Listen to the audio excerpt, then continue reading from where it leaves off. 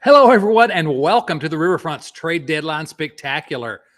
Oh, we've got plenty of people here today to talk about everything you want to know about the Cincinnati Reds trade deadline. I, of course, am Chad Dotson. Let's see who's next on the list. Hey, there he is. It's Nate. How are you, Nate? What is going? I feel like my brain is broken from trying to pay attention to what's been going on for the last hour, but excited to talk about it. Absolutely, me as well. Also with us today, let's see who's next on this list. How about our guy from Late Night Reds, your friend and mine, Carlos Guevara. How are you, Carlos? What's happening, boys? Pretty good day so far. How are y'all? Oh my gosh, the happiest man that's going to be on here today. Definitely. Good to have you, Carlos. Next, let's see who else we've got in the hopper here. How about the Podfather, Bill Lack? How are you, Bill? I'm doing all right. Interested to see all the takes we have on the clearing out of the roster today. Oh, we're going to have some hot takes. Don't you worry about that. The hottest of all takes. And last but certainly not least, you all got to know him. You've heard his name many times, but you got to know him a little bit when I was gone there a couple weeks ago. Let's welcome to the show, if I can bring him in. There he is, Joe Farfsing. How are you, Joe? I'm doing pretty good. Trying to keep track of everybody that's going everywhere, and my head's kind of spinning, so it's fun.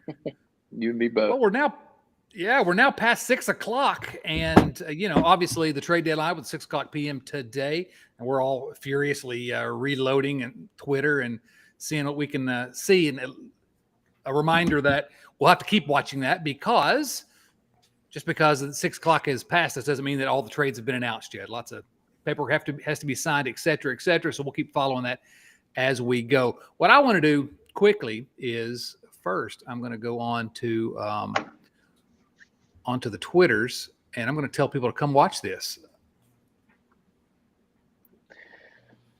But so first of all, go ahead, Nate. Go ahead.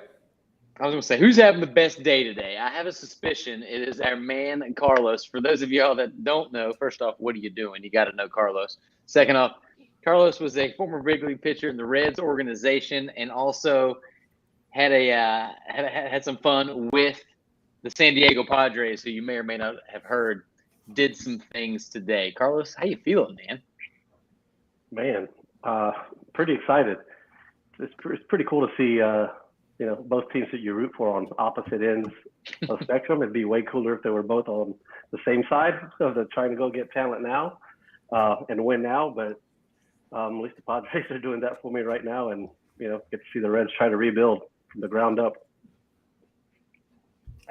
From the ground up is one way to put it. Yeah, it was crazy. Are we at ground level, or are we at a hole under the ground level at this point? We're going to get to that, Bill. Save your cold takes for a little while here. We're going to do some analysis first. I guess what we should probably do here is watch me adjust my chair, and then after that, before we get into the individual deals, let's say that nothing else happens, that the Reds don't deal Kyle Farmer, that they don't deal Donovan Solano, anyone else. The Reds are done with their business quickly, and I should have asked you all to prepare something here. I'm going to go around the table here. What's your grade for how Nick Krall executed this trade deadline? Okay, we're gonna put some of the other things aside that we will talk about tonight, but what's your grade for how he executed this trade deadline? Joe, you've not weighed in yet. I'm gonna let you go first. You want to give us a grade for Nick Krall? I hate to give him a high grade because he's Nick Krall, but honestly, you look at the returns that they got, and you can't be anything but happy. I mean, everyone was coming in expecting that he was going to get fleeced or they were going to hold on and do something stupid, but I like the returns they got. The guys they got back from Castillo, and you get two. I don't know where when they redo the midseason or post, when they update the prospect up, the prospect ratings and everything. But you get two stud shortstops. You got a couple useful pitchers. I haven't been able to dig in too much to the returns for Malley and Drury, but I mean they look very good as well. I mean you got another tall, lanky left-handed pitcher back from Malley. I know there was a second baseman and a third baseman, I think, with the other guys, and then a shortstop back for Drury. So So that's an A plus is what I'm hearing. We'll say an A. We're not gonna. I don't want to give him too high. A solid A. It's fair. Bill? I don't know. We've said for years that 18, 19-year-old players are just a lottery pick. So how do you grade this? I mean, you can grade it on what they may be in 4 or 5 years, but who knows? I have no confidence in this organization's ability to develop prospects. I have no confidence in them sticking to a plan. Do I think they got – it appears that they're willing to wait to be really terrible for 2 years at least and build these 18, 19-year-old guys. How would you like to be Stevenson or India right now? So a D, I can't ask a simple question to any of you guys and just get an answer on this show. That's like the history of the show. It depends on how you want to look at it. If you want to look at it on making us competitive in the near future, it's an F. If you want to think that that they can develop these guys, it could be an A. And we all have been watching sports long enough that we know you can't judge a trade on the day it's made. You have to see how it works out. But that's what we're here to do, is to judge on the day. That's what the people want.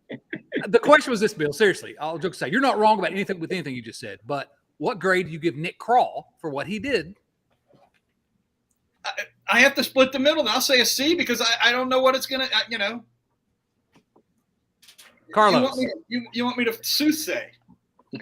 That's exactly what I want. This is a podcast. Carlos, I'm going with a B plus, just because kind of backing on Bill a little bit. You don't know what these guys can do. People are telling us that they're great.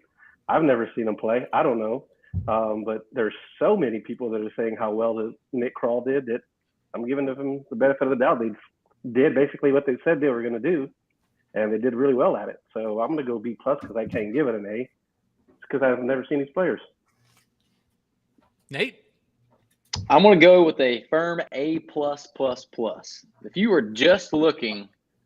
were only looking at who got traded and what the expected return was for every player, I think Nick Krall got more than anybody thought he could have got. The Castillo haul was crazy.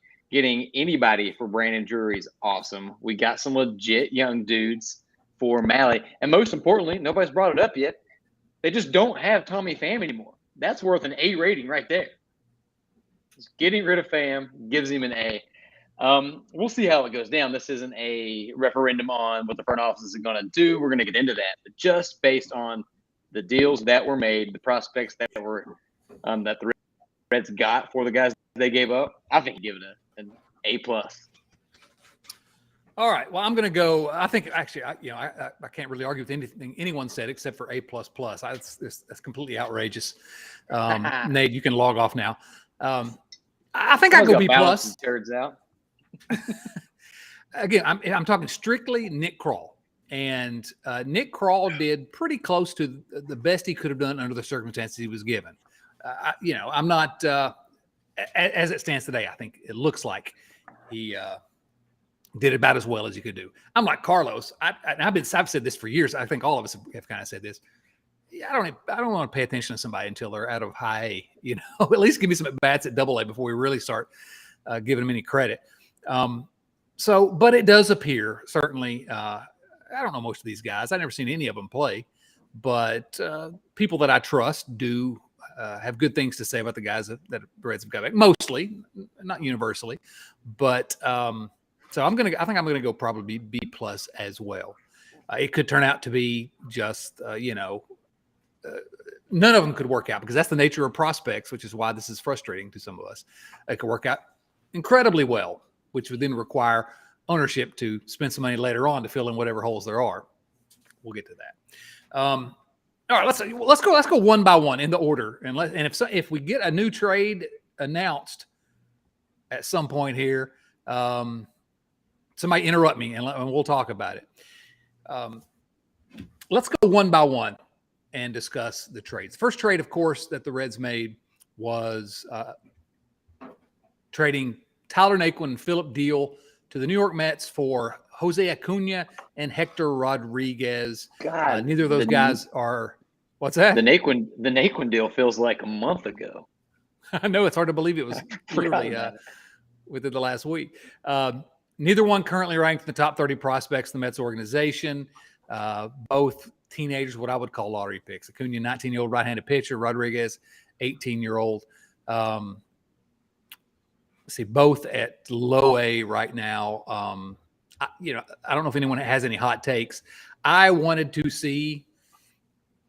liked to have seen Naquin stick around a little bit because he does mash lefties, or righties, but it is what it is. Anyone have a hot take on the Tyler Naquin deal? I would like to see him get somebody to help out, at least for roster filler higher in any organization. Going that young for guys that aren't rated anywhere, they basically gave Naquin away for nothing. What's the point in getting guys?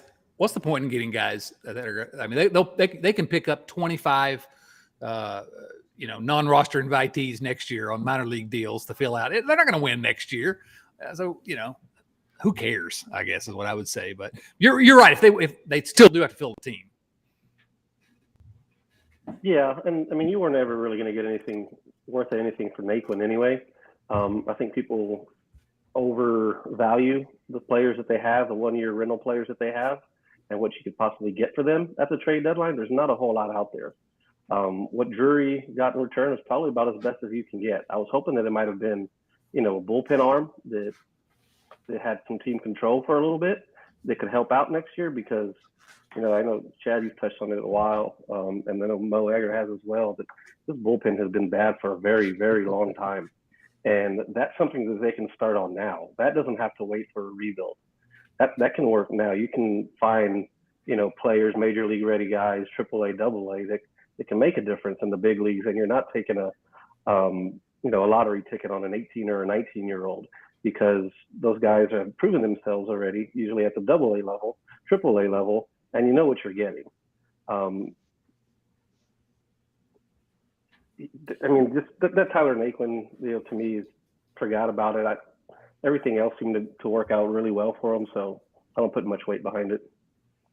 Yeah, you know what I'll say I think I'm going to reverse myself a little bit and maybe agree more with what Bill just said a moment ago, which is I think probably you're not going to get much for Tyler Naquin. You're just not. I mean, my hope would have been, I guess, that it would have been better maybe to have gotten someone that could be maybe a bench piece next year or a bullpen guy. Both of you guys have made me think, let's get somebody that can actually help the team next year because a 19-year-old and an 18-year-old, okay, whatever.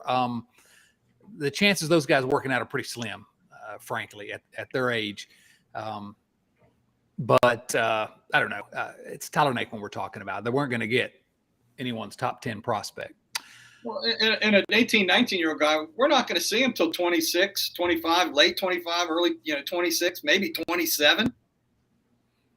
The Reds don't move guys through the organization fast historically. So, I mean, you're looking 5. They have to now. Run. They're going to have to now. Joe, Nate, either y'all have anything you want to add before we move into the trade everyone wants to talk about? Naquin isn't the trade everyone wants to talk about? No, the next trade may be the one everyone wants to talk about. Yeah, I mean, it's the guy's a platoon, platoon hitter, and you get what you can get. Yeah, getting, someone who can contribute to the bullpen would be helpful, but there's 5 other issues with the bullpen, with all the young guys that are injured, and they've got all the old guys that are terrible. So that's, you get what you get with some for that. So definitely, the Braves just acquired Raisel Iglesias, by the way. Did they back to the National League? Have to give up more than? Yeah. No way. Did the Angels give up, nothing, or get nothing for him? I'm sure they got Tucker more than the Davidson. Reds got. Jesse Chavez and Tucker Davidson. So, all right, let's move into the trade that everyone wants to talk about, and that's obviously Tommy Pham. No, wait, excuse me. I skipped one. This is the one that is, I wrote last week, it makes all the sense in the world to explore trade, but it still hurt when it happened. This is the Reds' ace, two-time All-Star Luis Castillo traded to the Seattle Mariners. In return, the Reds minor leaguers, and I think it's fair to say that by all accounts, Nick Krall acquitted himself very well in this one. Noelvi Marte was a Mariners' top-rated prospect. Edwin Arroyo, by some analysts, was the second best prospect, and also Levi Stout and Andrew Moore. We can break down all those guys. Marte and Arroyo are the keys there, frankly, but I guess I'll go to you first. Thoughts about the Luis Castillo trade? Anything, good, bad, ugly? Did we lose Carlos? You said I'm out. I can hear you. He back. Oh, there he is. Yeah. So, I mean, we talked about it at length in the last couple podcasts. I think just from if Nick Krall was told he needs to trade Luis Castillo, that they're not going to re-sign him, he's not in their long-term plans, he doesn't fit the timeline, trade him and maximize their return. I think he did that. But our opinions on this were fairly well known. I wish they would have kept him. He's a top 5 Reds pitcher in the history of the franchise.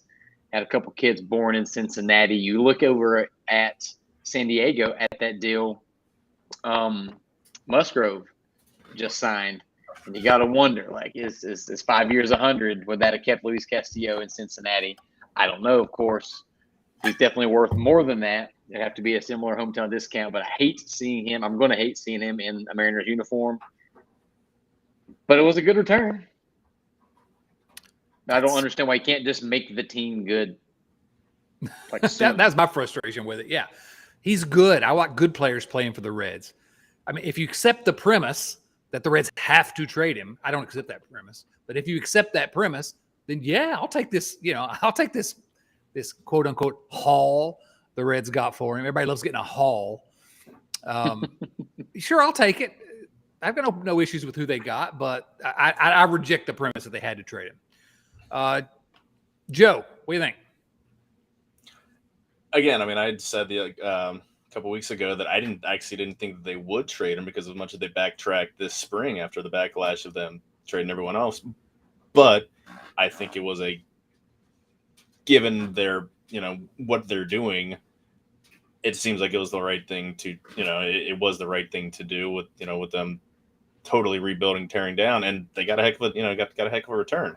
You got 2 really, really highly thought of shortstops that are, at least they're not in rookie league or in low A, double A, or I don't know where they're going to be moved to, but I mean, they're, they're not, still playing complex ball or anything. So the pitcher Moore has he hits 103. He's got a live arm. If he can command it, I don't know if you guys listened to Jim Day's podcast. They had Jim Callis on to talk about the draft picks, but it was right after the Castillo trade. And he said that the return that they got was phenomenal. Moore is a sleeper because he'll be a reliever. He's got a big arm, and I don't know how quickly he's going to move, but I don't know much about. I haven't seen much about the other guy, Levi Denim Jeans, whatever his last name is. But yeah, I mean, for their stated goal of rebuilding and what they got, I'm okay with it. We got some breaking news, boys. The Reds have acquired catcher Austin Romine from the Cardinals in exchange for cash considerations. Yes. Castellini's spending money. $6.42. No. Gas prices go down, prospects go up. Romine, he's got big league time, right? He's 30. He does, yeah. 33 years old. Why are we? That's the thing. They should have done that as soon as Tyler Stevenson got hurt. Like, not this last time, but one of the other times. Like, they had no catchers with any big league experience with the youngest pitchers in the league. That was the most baffling thing ever to me. How do you just run out, whatever, Michael Papierski and whoever the heck is out there filling up the roster right now. Papierski slander. You got these top-notch starters, and they're relying on their catcher, and their catcher's relying on them. The hell's going on? And that's something we talked about not too long ago. It's crazy with all. Go get some. There's so many catchers kicking around out there with major league time. You're signing guys that really, frankly, have no business being in the big leagues. That's again, we're going to praise Nick Krall some today, but that's 100% on him for not acquiring a single major league catcher in the offseason. Well, who did they have? They had Sandy Leon, right, in AAA. They sent him to Cleveland, right? Like, I don't care if he hits water, can hit water coming up, falling out of a boat, as long as he can handle that pitching staff and guide them somehow. Like, what does it matter if the catcher can hit right now or not? They got Romine for 2 months. He's a free agent, and he's 33 years old. This is kind of a idiotic move. I don't understand it. Like, basically, it's just they just need someone who's not Soda Popinski or Chris Okidoki to catch. But I don't know. All right, I'm gonna downgrade my rating to a ++. I mean, it's enough to move, but it's weird. What I say is the Reds still have 3 months of the season left, and they have some really young pitchers. And I can't say I can't say I disagree with an idea of getting a veteran catcher in there instead of the paper factory or whatever that guy's name is. But who's gonna fill those 2 spots in the rotation for the rest of the year? Jeffrey Hoffman. That'll be one of them. Dunn, Williamson. They only need one 6-man rotation. Mike Minor's already in the rotation. He done pitched twice in 5 days. They had a 6-man rotation. They only need to fill one spot. They're back to a 5-man rotation. I think Dunn's healthy. Well, they traded 2 pitchers. Well, yeah, but the 6 guys traded 2, so now they had 4, and then you just need 1. And how many of the young guys are gonna inning out in the next month or 6 weeks? I don't think they'll inning out until like mid-September.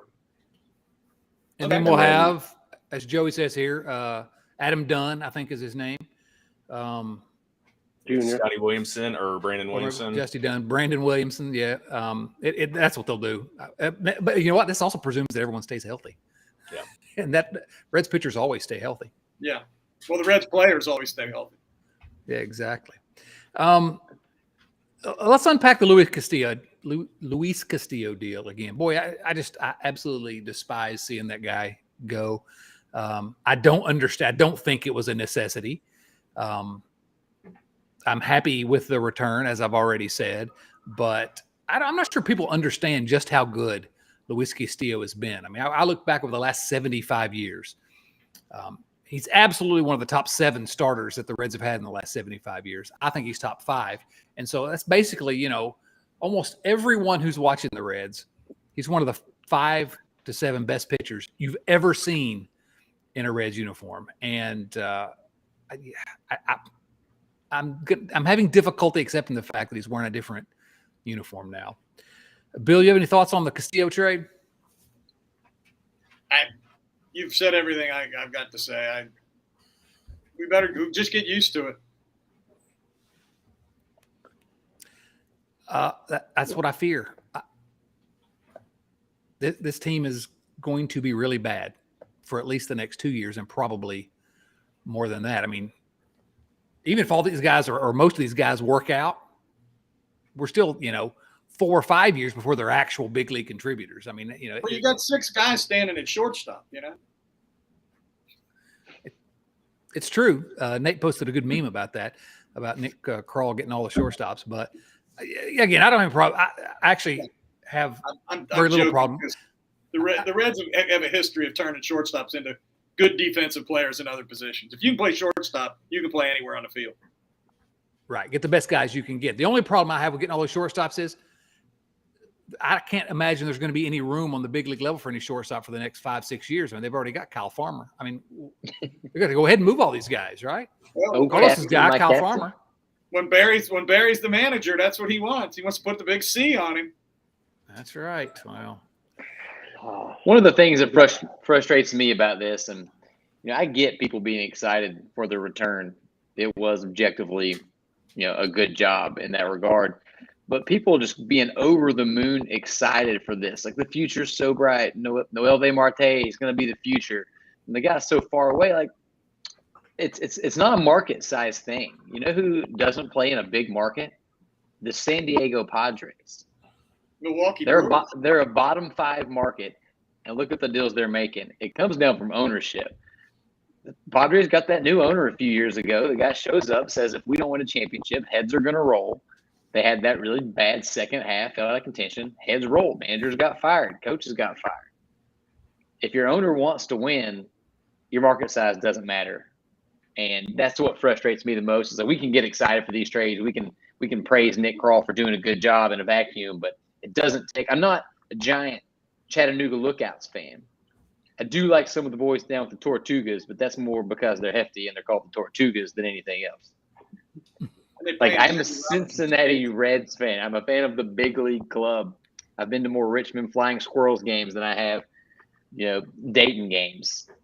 So getting too fired up is just not going to happen until the day comes when the Castellinis or whoever it ends up being is forced to spend some money on the big league club that I am a fan for, that C on Chad's hat. Yeah, I'm with you. I'm not overly excited or anything like that. That's what I'm talking about, Chad. This is step 1 out of like 10 steps that they need to go through to be a legitimate contender. Like, okay, you got step 1 right. Now what? And when is the end game is the other question. What date are we shooting for? 23 or 24, 25, 26? Like, how long are you going to string this along? Yeah, I saw somebody post today that said these are the kind of moves that you have to make to set yourselves up for success. And it's just like the Reds had in 2010 to 2013. That's what we get is no playoff wins. Maybe. Can't wait. I don't know. Maybe they turn half of these prospects that they got this year into somebody next year to shoot for 24. I'm guessing that's probably the best case scenario for Reds fans that want to win now, because it's not going to happen next year. It's not going to be in 23. Nope. It could be 24. Maybe they give 2-3 of these guys up for, somebody that's got 2-3 years of control left. Mm-hmm. We'll see. Well, yeah, I think you touched on something really important here that I have been a little bit frustrated with, and I'll ask Joe and Bill to weigh in on this part of it as well. I see lots of people that are insanely excited about the haul, about what the Reds are doing, really excited. And I get being excited that they didn't screw it up. But what I say to everyone is, okay, yes, these are good trades in a vacuum. But do you trust, number one, do you trust the Castellinis not to change course on their plan or whatever in 18 months, like they do every 18 months? And do you count on when with this ownership and management, when the Reds get to a point where some of these guys are getting closer to the big league levels, to actually spend the money around them to make a good roster? If you want to get extremely excited about all these great young 19-year-olds, okay, fine, be excited. I don't care if you're excited. Enjoy the baseball however you want to enjoy baseball. But you got to kind of lie to yourself a little bit. Or maybe you're not lying to you. Maybe you really do believe that this ownership, that something's changed since 3 months ago when they signed Tommy Pham and Mike Minor, because they panicked. That something's changed, and all of a sudden they're going to be running the right way the next 2 years. That's fine. If you want to believe that, again, more power to you. I really don't care. It doesn't hurt me at all. To me, not a chance I'm going to believe. They're going to have to show me. Joe, Bill, y'all want to jump in on that? I agree with you. I've said for years, I'm from Missouri. You got to show me. And the Reds have never shown me. This organization, this management team, this ownership has never shown me that they understand what it takes to win at a consistently at a big league level. The other thing I want to talk about is how bad the next 2 years are going to be. And Chad, you've talked about this many times, this lost Reds generation. And this ain't going to do nothing to help that. Because the attendance figures over the next 2 years are going to crater at the ballpark. Oh, definitely. The Bengals had over 28,000 fans at their open practice on Saturday. Reds have only outdrawn that 5 times now. Saturday the Reds drew more because there was some concert or whatever. But yeah, I mean, Bengals practice is outdrawing, the Reds this year. So that's Well, the Reds also drew that, Joe, on Saturday because people came from the Bengals practice to the Reds. Probably it's made a day of it. So, I know people that did that. Yes. Oh yeah, for sure. Honestly, you look at it as what else do you got to look forward to? I mean, it's Where are you going to go? more. I mean, that's yeah. To paraphrase that D-bag. I'm a Reds fan, born and bred. I mean, you're not going to have winning baseball this year or next year or probably 24.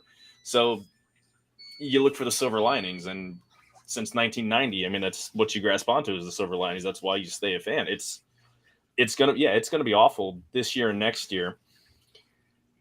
I think that there's a plan again that they're going to execute. It is no chance in hell, but there's a plan for 24 because there's not $1 committed to payroll for 2024.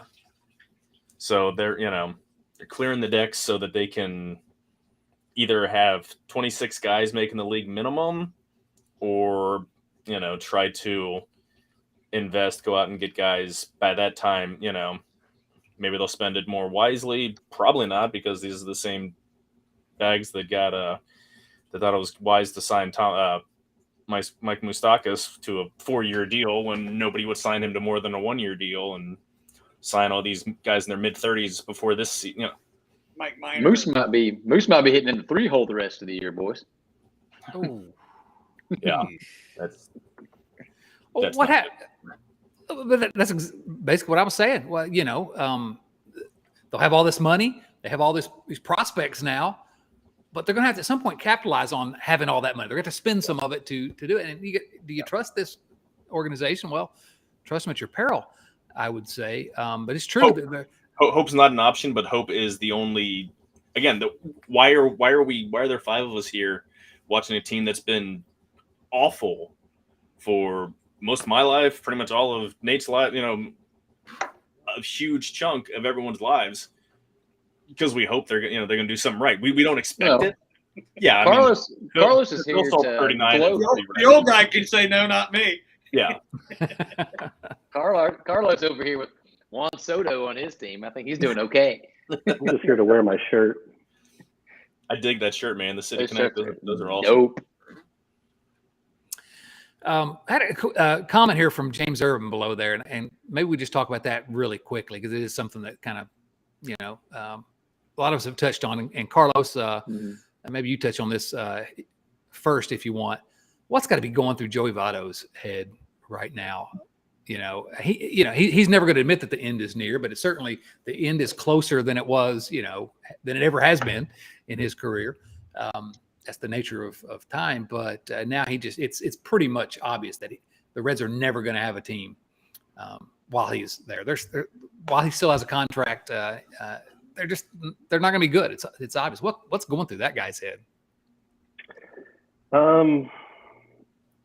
Honestly, I think he's going to stay on the same path. He's going to try to make himself be the best player that he can be for himself, because he wants to end his career well. He doesn't want to kind of go out the way he did in his first half. He had a rough year injury-wise, COVID, the lingering effects of that, getting hurt, his back, all kinds of stuff are going on. But, the Reds have been doing this his entire career. They made a couple of attempts to become competitive, but he's used to this. He's not worried about that. He's, of course, obviously he would love to win, but it's more of finishing his career the right way. And he doesn't want to stop playing next year. So he's going to, try to prove himself. So that way, maybe if the Reds don't want to pick up his option, somebody else might. Who knows? But he wants to force that hand. He wants them to have to make that decision. So what's going on now? Sure, it's going to suck, but he'll say to himself, it sucks for 5 minutes, and then he's going to go back to work and be in the professional that he's been for the last, however many years it's been, he's been a Red. So I'm not worried about his mental state about it, because he's too much of a professional to let that stuff bother him. And because if he would let that stuff bother him, he wouldn't be the player that he is, and continually to grind out season after season for the Cincinnati Reds. Yeah, I don't. I was gonna say, I don't think there's Go ahead, Joe. Do you think that there's a resignation that this is just this is how I'm gonna kind of putter out the rest of my career on a bottom feeder, or obviously, yeah, there's a chance he can play after this contract expires, but he's going to be 40 years old, and he's a first base DH only unless he turns into Nelson Cruz. I don't know. That's got to be hard for him to look at.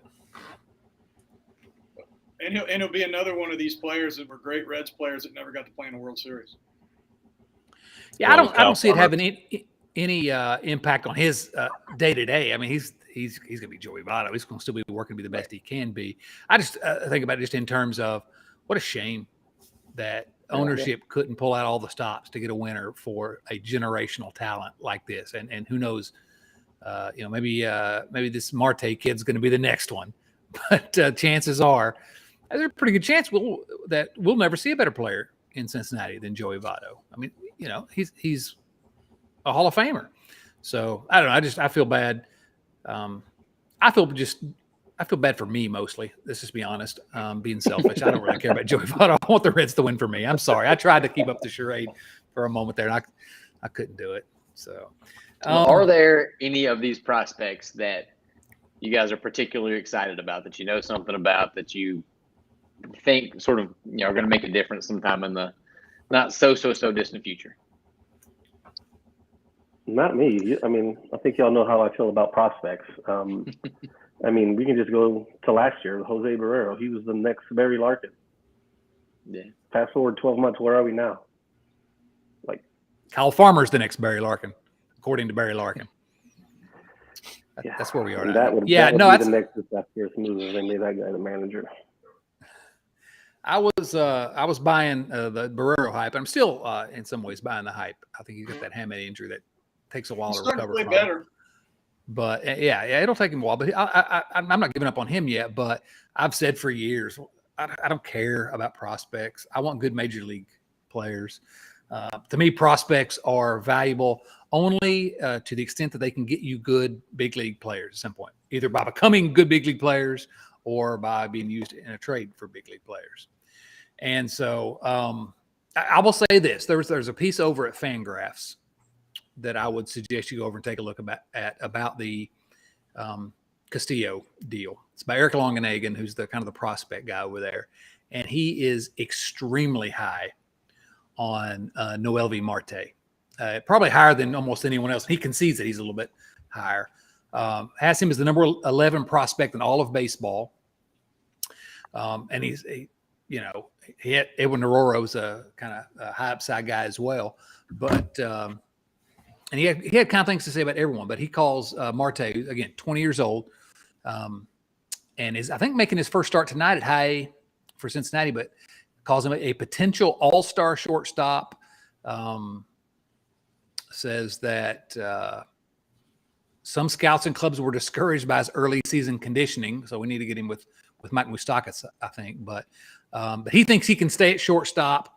And he thinks he can mash. So I would encourage you to go read that piece over at Fangraphs because, again, I knew nothing about any of these guys before the trade. And reading that made me think, oh, okay, well, and then some other things I read. Again, I don't have a problem with the return they got. So that's my suggestion. Anybody else have anything to say about any of these prospects? Yeah, I'm kind of excited about a couple of these guys that we got in the Tyler Malley deal. Especially let's talk about that. I'm sorry, quickly. Let me just say, because we didn't get to that one. Let me just say, Reds did trade today Tyler Malley to the Minnesota Twins. Let's just go ahead and run through the last trades, and we can just talk about him. Before Tyler Malley, the Reds traded Tommy Pham to the Boston Red Sox for who cares. The Reds traded Tyler Malley to the Minnesota Twins for prospects Spencer Steer, Christian Encarnacion Strand, Steven Hajar, I think. Baseball America had Steer as the Twins' 4th rated prospect, Hajar 11th rated, Encarnacion Strand as the 14th rated prospect. And then Brandon Drury to the Padres for Victor Acosta, who was the number 11 prospect in the Padres organization until they traded everybody for Juan Soto, and then he moved up to number 6, and now he's in the Reds organization. So anyway, Nate, go ahead. You were going to talk about the haul they got from for Tyler Malley. What I liked about it was that they got two potential sluggers, one of which might be in Louisville already. Spencer Steer. The kid mashes. He's got an 889 OPS this year. And I like that we might actually see him in a Reds uniform soon. So that kind of gets me excited. But the other guy, Christian Encarnacion Strand, he is a big boy. He's like 6 foot, 230. He just mashes. 986 OPS with 25 home runs. And I'm just looking at his frame. And you know how a lot of these shortstops, these middle infielder types, will look at him like, oh, if he can, grow into his frame, some power might come with it. If this guy grows into his frame, he's going to be the hefty boy I've been waiting on. He is just a thick fella that has potential to hit 30 plus, maybe 40 home runs in Great American Ballpark. But mostly, I just like they got a couple guys with a lot of offensive upside that are close to being MLB ready. Also, that Edwin Arroyo and the Luis Castillo trade, apparently I was reading he can throw with both arms. He was a left-handed pitcher. Yeah. So that's – I want to see him play a couple – Let's get that guy 2 gloves and mix it up on the mound a little bit.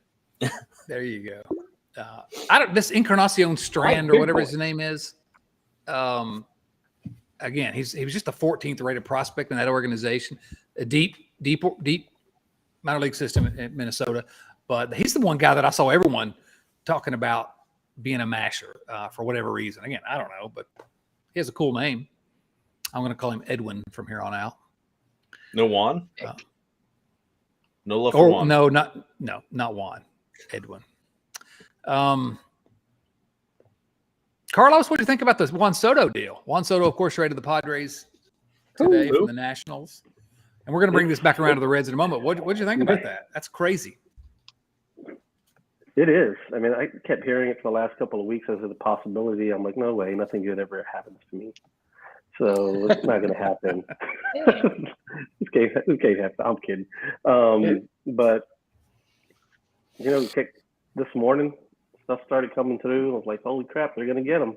They get it. And it's like, I hope I'm in this position in 3-4 years from now with the Reds. Maybe they do this. That's all we can do. Like Joe said, we can hope. That's all why we're still here, right? It's the only thing I've been excited about for the Padres since 2008 when I was there. So it's been a long time. I'm excited for the city. It's the only thing that they have going on. No football, no anything else. So, I mean, who were they playing? I think they were playing the Twins like last Thursday or Wednesday, and it was a sold-out stadium for the Twins. That's how much hype was there. Now you throw in Soto and what's the reliever, the lefty guy from the Brewers? Hader. I mean, they're going all in, and it's not for just this year either. It's going to be for a couple of years, and that's what you want to happen whenever you're, a fan of your favorite team. So, I mean, I couldn't be happier. We'll see the way it plays out. They're only going for a wild card spot because they're not catching the Dodgers. So we'll see how it plays out. I'm excited. And getting Josh Bell in that trade too was kind of unsung. He's having a great year. Yeah. Drury's no slouch either. We have to get a year. Yeah. Hopefully, I think those homers are going to turn into doubles at Petco, but we'll take it. Yeah, but what is wrong with baseball when the Nationals had? They won the World Series, and they had Bryce Harper and Rendon and Trey Turner and Max Scherzer and Juan Soto, and they tear it all down. But how can I don't know. Maybe I'm being too melodramatic here, as I usually am. But Juan Soto's a multiple-time All-Star. He's like 14 years old, and he's made like 17 All-Star games already. How do you not build around that guy for the next 15 years? I don't understand. Why are you even in the game if you're not going to build around a Juan Soto? I mean, we're talking about a Hall of Famer. He may get hurt. He may not end up being a Hall of Famer, but he's a Hall of Fame talent. No question. How do you not build around? It's not like they didn't make him a substantial offer. I mean, they made him a substantial offer. That was less than what he's worth on the open market. I don't think he wanted to be there. I think it was a matter of it doesn't matter what the price tag was. He sees the drain of talent, and you wonder if Washington is worried about looking at the Angels with what they try to do with Mike Trout. I mean, he's not a generational talent. He's a most talented player in the history of the game, and they keep throwing money trying to get guys build around it, and they can't. So you almost wonder if they're you get different sides of the coin, but how much did Soto want to be there, and how much did they not want to be the Angels having this generational guy making $40-50 million a year and trying to build around and crap in the bed year after year after year. He also might have gone to San Diego during the winter off season and just said this is a better situation for me to live in than the winter in Washington, D.C., which is not. Yeah. Bill's right. They made a substantial offer, but it wasn't enough to convince him to stay. And so if you want to build around him, you got to convince him to stay. I don't know. I just but like Joe said, there may not have been an offer high enough to get him to stay. It's possible. It's possible. National they're gonna be fun to watch. Get him on a Mike Trout deal, and he said no. Yeah. Well, it's he's 23, and if I was 23 and I saw, I can't even name all the all-stars, borderline Hall of Famers that they got rid of. Why would you want to stay there?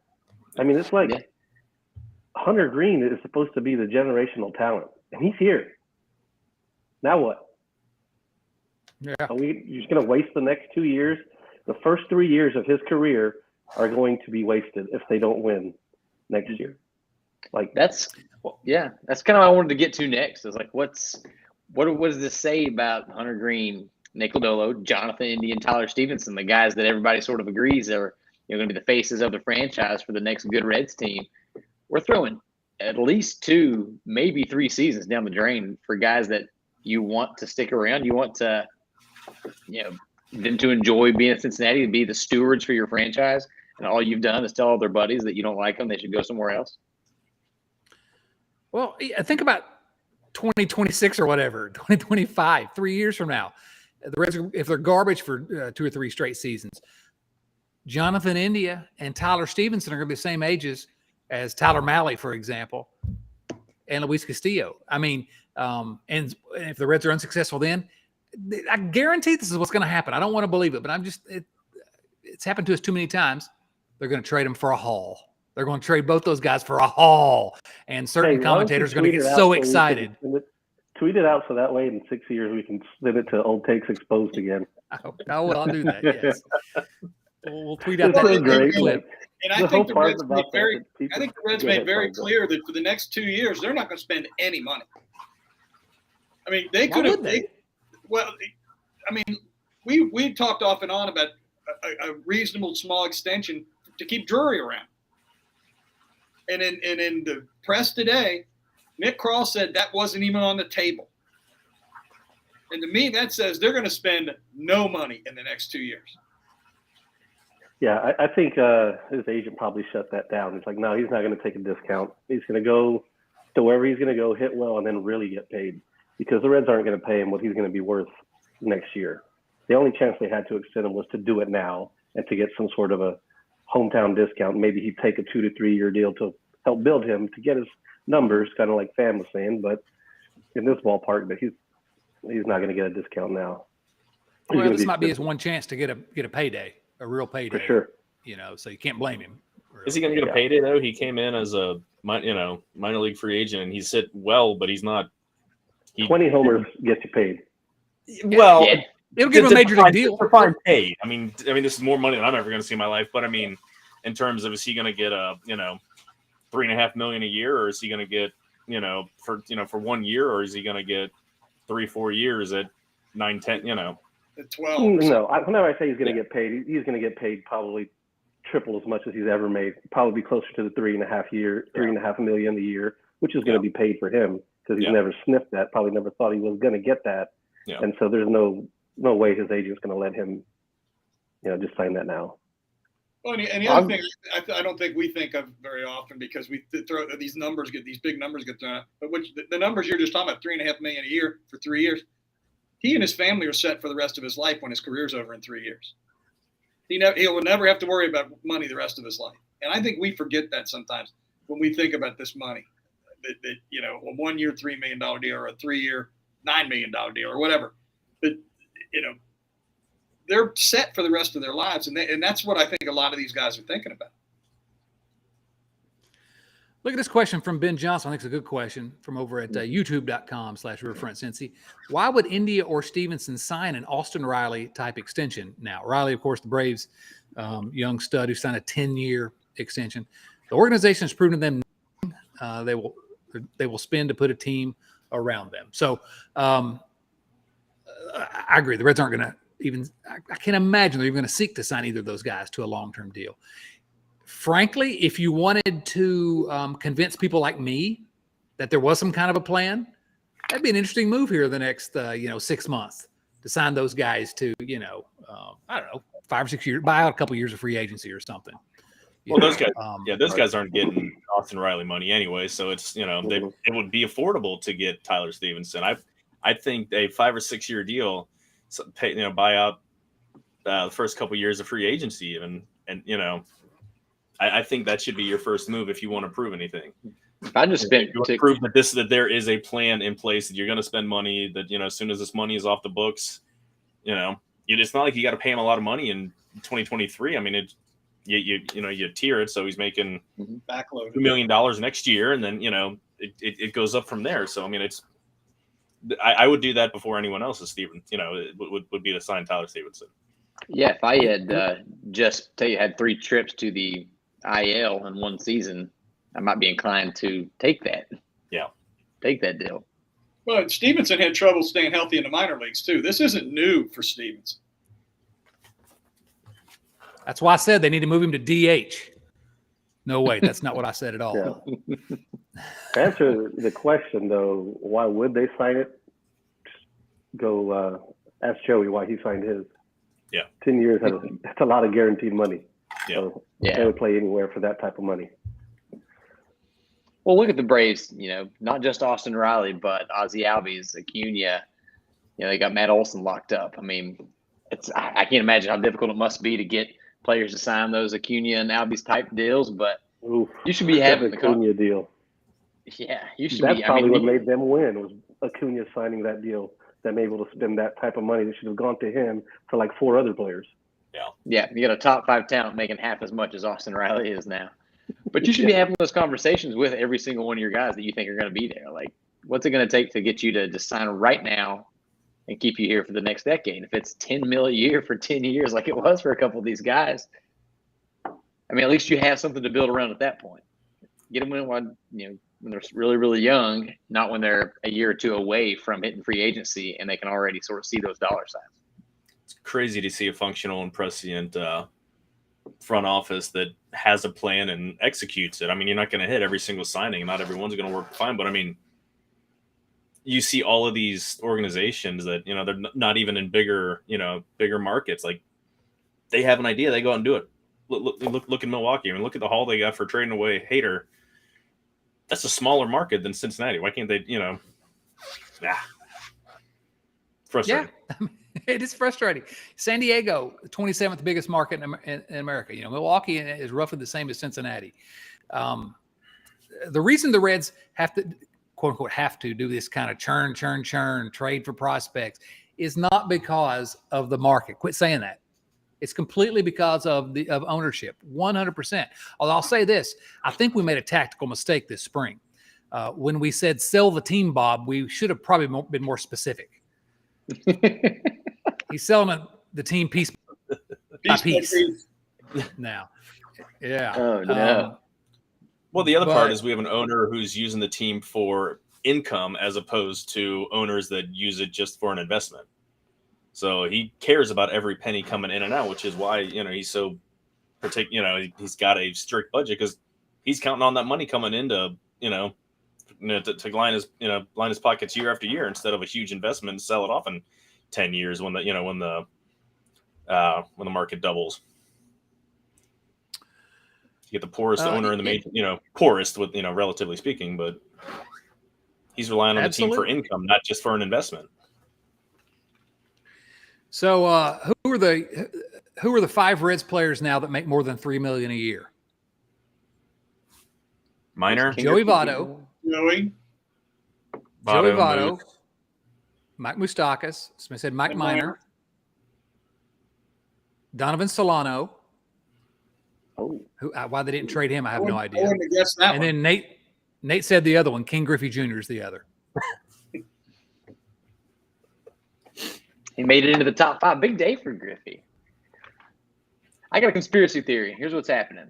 All these guys first, have wings. why are we worried? Aquino's back. Aristides Aquino's back. He just drove in too. You're starting left fielder for the rest of the year. There we go. Yes. All right, Nate, I want to hear your conspiracy theory. All these guys, Castillo, Malley, Jury included, they all have wink, handshake deals Nick Kroll that they're all coming back in free agency. These were rentals, and they're all going to be back on the team in 2 years. Yeah, all right. Somebody tell me what There's your Nick's optimism. I'll help with your smoking. smoking. Yeah, come on, get out of here. They're clearing the deck so they can sign Shohei because he's a free agent after next year. That's why 2024 is the target year.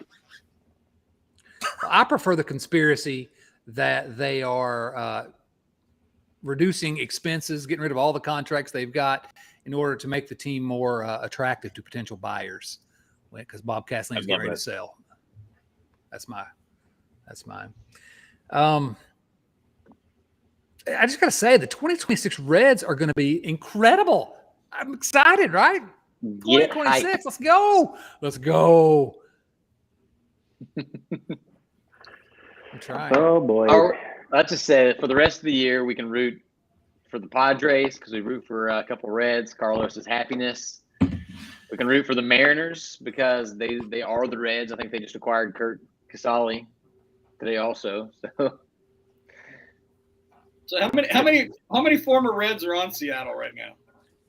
5, Lord. 6, 7? Most of them. Yeah. 5. I think 5. Trammell I think, still? Winker. Taylor Trammell still around? Winker, Suarez, Castillo, Taylor Trammell, and Kurt Casale, I think, because I looked it up. So, Well, I just want to offer out a heartfelt congratulations to Nick Kroll. You did your job. And congratulations to Dayton and Daytona. You guys are going to have a fun couple of years. Travis Jankowski, another ex-Red. oh, there we go. Wow. Jankowski just signed with him. Jankowski was DFA'd by the Mets, I think, Mets, when they got Tyler Naquin. So, wow. Didn't he start our last playoff game? No, that was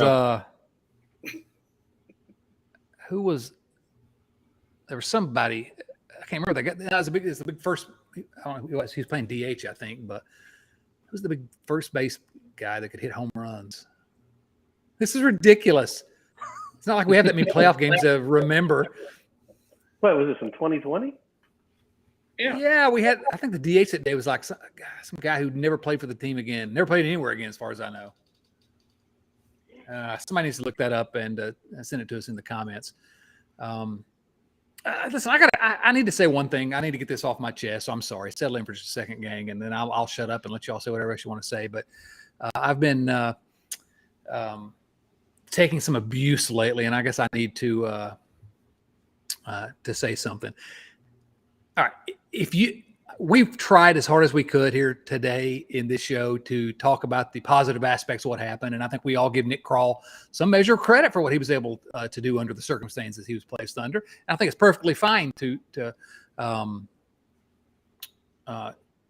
spin some of this as positive. But if you see somebody out there that is 100% positive about what's going on with this Reds organization right now, you need to remember they're lying to you, okay? Or at the very least, they're not telling you the entire truth. Or they're back in the Cold War, they used to call them useful idiots. Somebody that's going to parrot whatever talking points the regime here, ownership wants them to parrot. So, and I'm not talking about I know a couple of guys that work for the Reds, and they've been just glowing reviews about how bright the future is, and that's fine. They're company men. I expect that. That's no issue. But every time you see someone that's 100% positive about how awesome things are for the Reds right now because of all this, you need to remember every single time they're not telling you the entire truth. Every time they have another hot take, okay? I'm wrong occasionally. I try to admit that when I'm wrong. My goal here has always been to try to tell you the truth.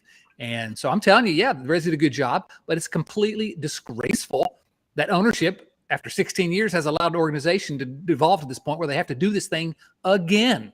It's a never-ending rebuild. So you hear us all the time use terms like, if you squint, this team could be good, or if you look through rose-colored glass, maybe this would happen. We say that because we're Reds fans. We want to be optimistic. But so, yes, be very happy about the haul. But this is the exact reason why #SellTheTeamBob trended. And I got to say, I can't believe I called it Stockholm Syndrome. I just can't believe how many Reds fans just think that this is the way things have to be for us and in perpetuity. And so we should be happy that they got good 19-year-olds. #Joey deserves better. That's the next one. There you go. So anyway, I just had to get off my chest. Feel free to go back to attacking me now or talking about how great Nick Kroll is. You suck and you have a weird accent. That's not new. Yeah, really. Go back to attacking. So, I mean, it didn't say come up with There anything you go. original. I'm fine with it. No, seriously, I just needed to say that it's not all bad here. They did some good business here in the last little bit, but it's just, come on.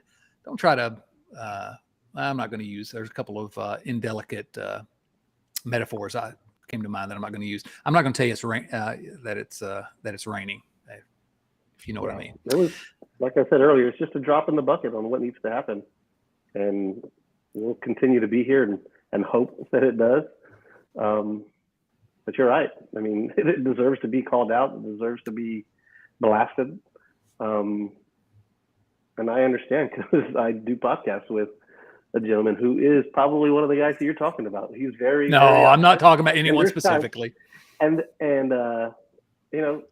you'll hear me like say, that's a whole lot of ifs you just said.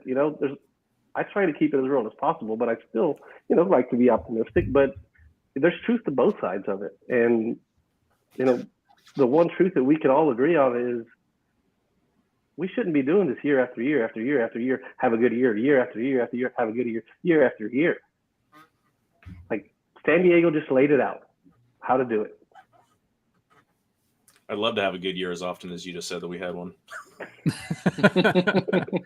But you know what? San Diego did lay out the blueprint here. They were pretty much garbage for a long time. And they were, a team that was just very poorly run. And ownership decided they were going to do it. And have they done it yet? No, they're not really done anything yet. But they haven't stopped trying. The Reds had a decent little year there, and then they panicked and quit. And so, anyway, just feel free to call me out. Old takes exposed whenever I'm wrong. That's fine. But at least know that I'll admit when I'm wrong most of the time. And that at least I'm just trying to tell you the entire truth. So any publicity is good publicity, Chad. You know that. That's exactly right. Yeah, I don't mind getting attacked. I like Clay Christian. When are we? Yeah, let's look at this. When are we going to be the team at the deadline sending the haul to get that piece to win instead of sending our players for the haul? When's the last time you remember the Reds being on that side? But they never have really gone all in that. Marge shot era. Yeah, Trevor Bauer trade. Yeah. That was speculating too. That was a weird one because they weren't very good, and they actually went in thinking that they were, because that was before they went out and signed poorly. But Moustakas, Castellanos, Shogo. That's probably the closest it's come. I don't know that there's ever been another time that I can remember. Well, in the Marge era, they went out and got David Wells late that year, and there was another pitcher they got late. Juan Guzman. Yeah. They went out late and got both of them, and I think there was another year that they in the Marge years when they went out late and they got maybe Dion and a pitcher and Mark Portugal. And Mark Portugal, yeah. So that's nobody. Nothing like year. This. I mean, players like Juan Soto don't come available too often. Yeah. So, yeah. What a fun day in San Diego. I thought whoever was going to get him was going to get more than what the Padres gave up. I thought they were going to get just completely torn up. After all the trades the Padres made, they still have 5 of their top 10. That's crazy. I think the Reds got a better haul for Castillo than the Nationals got for Soto, which is absolutely. What it sounds like. And the Padres had no problem floating out C.J. Abrams. Yeah, they were pretty quick. He didn't look very good in his brief cup of coffee this year, so I don't know if they saw something. Everybody keeps telling me how great he's going to be, and I'm like, I don't see any of it. I don't see any of the power. Be okay defensively, but maybe he'll be great. Good luck to him. You got Tatis Jr., so you can afford to let go of let go of some middle infielders. So. And that Manny Machado guy. I think he's going to be an outfielder. Yeah. Wouldn't it have been just absolute Nick Kroll playing 4D chess if he'd have traded a haul for Juan Soto and then turned around and traded Juan Soto a couple hours later for an even bigger haul? Just turn that haul they got for Castillo into an even bigger one. I'm a little surprised we didn't see that since Nick Kroll's a genius all of a sudden, according to you've been watching Draft Day with Kevin Costner too much. Literally never seen that movie. So You've seen every movie out there. I've seen many movies. Every bad movie. Then he should have seen Draft Day. I've seen a lot of bad movies. It's true. Guys, I got to duck Joe, out. you got to get out. I got to duck out. I appreciate you. Thanks for having me. Yeah, on, guys. thanks for hanging with us a little bit tonight, Joe. We'll talk to you soon. All right, guys, take care. We probably ought to wrap this one up as well pretty soon. Any hot takes? We need some hot takes here tonight, other than me just ranting, screaming at the clouds. That's my Who's got a job. hot take for me? All right. Or just anything that you haven't had a chance to say yet that you wanted to say about the trade deadline and where the Reds are now and where they're going. I heard Nick Kroll tried to trade Joe Burrow today. It would be a hot take. Yes. I'm glad If only that the I don't Reds know, man. could tank. If only the Reds could tank and get the number 1 pick overall, and all of a sudden their season changes. But isn't that yeah, lottery? really. Not like football. Mm-mm. Isn't Baseball's Yeah. going to be lottery. Everybody. Isn't the number It's just 1 2 pick years ago. lottery next year? No, the top Yeah. 3 teams can have the same, or the bottom 3 teams have the same percentage chance to get the number 1 overall pick, and then it's crazy. It's not locked in anymore. And number 1 Yeah. overall picks hardly are great in the big leagues anyway. I think there's 1 Hall of Famer out of the number 1 overall pick ever. I did not know that. Who is it? Junior. Got to be Junior, right? I forgot who it was. Yeah, probably Junior. Well, and what's crazy is, the Reds have never had the number 1 overall pick. That's hard to believe. As many bad teams as they've had, they've never had the number 1 overall pick. Who was the highest for the Reds? Was it one of those pitchers that never made it above A ball? And Chris Well, Wheeler? Chris Grueller, maybe. Yeah. And who was Senzel- the one I Senzel was- interviewed, Chad, when we first started Red Leg Nation? I met him down in Sarasota. I went to his house. I can't even remember his kid's name. Nice kid. And he just his arm fell off. I don't remember. I know that. Senzel was the number 2 overall pick, so he's one. It's got to be it then. But if you had never hit number 1, number 2 is probably as high as you can go. Probably. Math is hard. Yeah. Nate, any final thoughts? Anything else you really want to say here? Just that it's okay to acknowledge that Nick Kroll did good at who he got in return for players we like, and also be annoyed that your favorite team has done nothing to try to actually field a competent major league ball club. They might do so in the future. These guys might all pan out, and the Reds might be one of the best teams in the league in a few years. And I sure as heck am hoping so. But my favorite team is now worse this year and next year. So a team that has only been reasonably good 4 times since I was 5 is now going to be terrible for the next year and a half for sure. So I apologize for not being over the moon with today's results. You just said A+++ earlier. Yeah, Kroll That did sounds a like good over job. the moon. You didn't say how did the Castellinis do? How much do I like the plan? I think he did a good job of what he was told to do. Yeah, I agree. Carlos, anything else you want to add? I'd really like to see Hunter Green start mixing in his third pitch a little bit more this year. I don't know why he's going to feel the need to wait till the offseason to do it. It won't simulate what he's going up against right now with actual major league hitters in there and seeing how they swing off of the pitch instead of just going into a net or to a bullpen catcher. Now is the best time to learn it. Ashcraft, I'd like to see him locate his fastball 90% better than what he's doing right now. And then, Lodolo, just fine tuning. I think he's the most advanced right now of the group. Yeah. Just keep seeing him advance and stay healthy and finish off strong. But yeah, Hunter Green, I'd really, really, really like to see him start working on that changeup a little more. Yeah, one thing I wanted to bring up. Hold on, I couldn't disagree more quickly, and then I'll let you say it because I just got to get this out. I don't need Hunter Green experimenting right now. Okay. The Reds are like a half game out of third place. Okay. We have something to play for here. Come on. Sorry, Nate. Something I wanted to ask Carlos that he had brought up on his podcast, Late Night Reds Talk.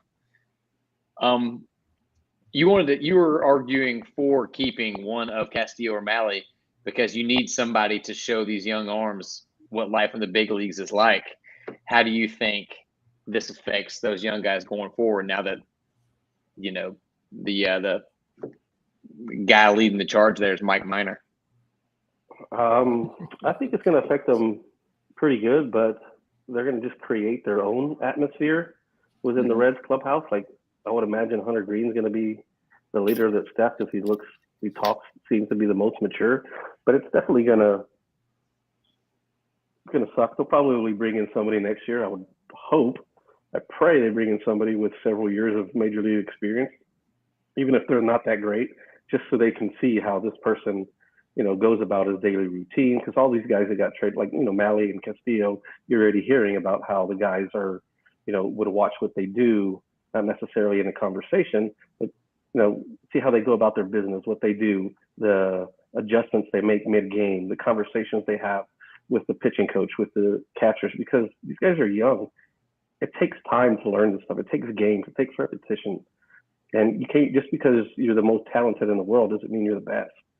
And that's where Hunter Green is. He has a lot to grow on. You can only learn so much from a pitching coach. You have to have somebody there that's done it before. One of Joey's, greatest mentors was Scott Rowland. Scott Rowland, he had a good year and a half while Joey was there, but Joey learned from him how to be a professional, how to answer questions, how to go about his business, how to go about his routine. Like, he was a huge part, of Joey's success. And I really think that has a lot to do with these pitchers' success moving forward. Absolutely. Bill, you got any final thoughts before we get out of here? The only thing that occurred to me while we were talking is I think this is the first year I haven't been to the ball yard since I got out of the Navy, which was 1980. And I really don't know when I'll go again. What's it going to look like? The attendance has already been abysmal this year. That's just, I know that it can't get much worse, but it's going to be, I can't imagine school starting back. I can't imagine that there's going to be very many people. The other thing is, you got to remember that they're counting season tickets, whether the people are there or not. And season ticket sales, I have to believe, are going to crater after this season. The next 2 years, they won't sell 8,000 season tickets. And I think right now they're probably in the 11,000, 12,000 range. I'm guessing, because I don't think they publish those numbers anywhere. They'll be lucky. I don't think the Reds are one of the teams that rely on ticket sales, do they? Isn't most of their money coming from TV deals? Because they buck us every single game. I don't know. They complained about how much money they lost because they didn't have fans in the stands.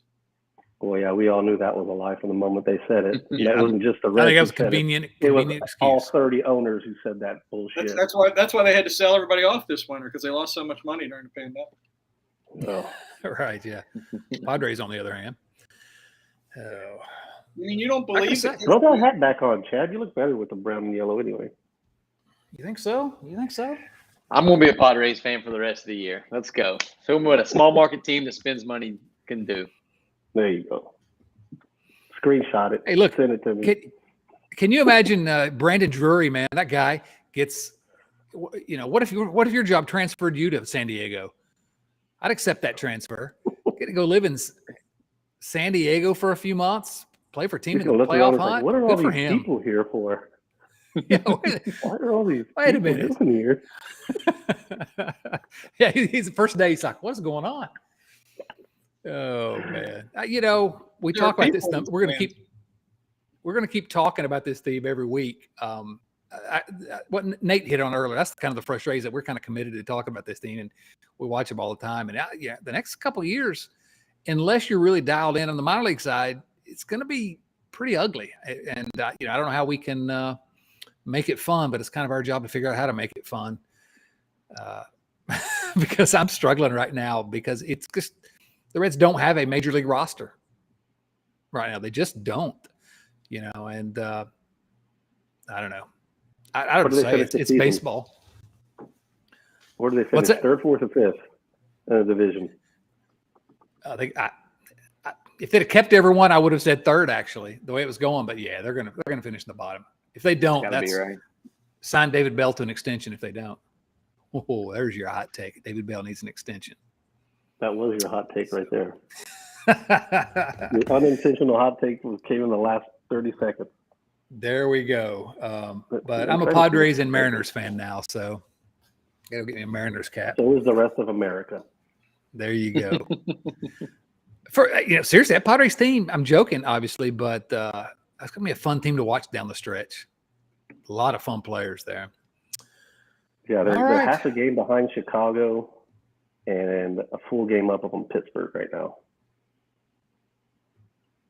They could have finished third place, which is like the third best season in terms of standings they've had in the last 20 years. And they gave it all away to get a haul. Oh, my goodness. Anyway. All right, guys. Hey, this was fun. Thank you all. There were moments. Yeah. Thanks for having me. Oh, gosh. I can't do this anymore. All right. Yeah, guys, thank you all, and all of you for listening. We'll put this up on all our channels so you can see it, and audio version as well in the podcast feed. We're at Riverfront Cincy everywhere. Carlos, Nate, Bill, thank you guys so much. Yeah, buddy. For Carlos Guevara, Nate Dotson, Bill Lack, and let's say, I don't know, some 19-year-old kid that I never heard of until yesterday. This is Chad Dotson saying, so long, everyone.